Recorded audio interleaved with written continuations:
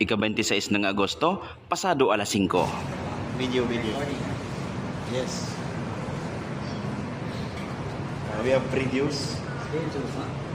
What is this? Strawberry flavor. Oh!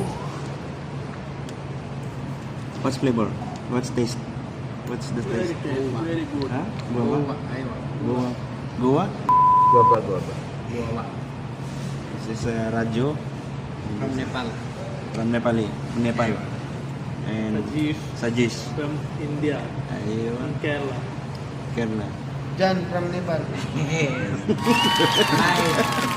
Mr. John from... Namaste. This guy from where? From where? Saudi? Saudi. I love Hamdan. Wow. Ewa. Thank you, Lord. See, Chingam give. Chewing gum? Yeah, free. Yeah, free this one, free. Ewa, free. Chewing gum. Mia.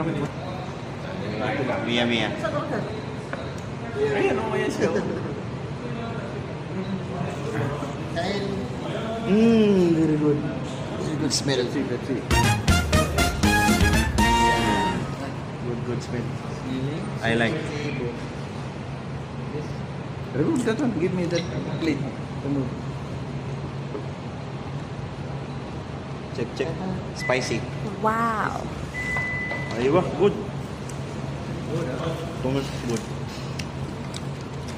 Mia. Yes, you. You. This? Kaya natin iba ng sauce. Aywa. Yeah. Wais? Yeah. Chiki? Aywa. Meron nga po kaming nadiskobring bagong bukas na kainan. Eto na nga po at pinasok namin ang Hamdan Burgers and Roasted Restaurant. Meron pa nga kaming mga ibang lahing kasamahan, isang Nepali at isang Indian. Inyo na lamang pong husgahan kung sino ang mas matakaw pagdating sa kainan. What? Oy, dahil vlog ko to, hindi ako papatalo dyan.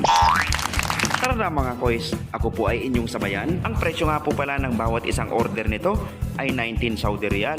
Parehas lang, maging spicy man o regular.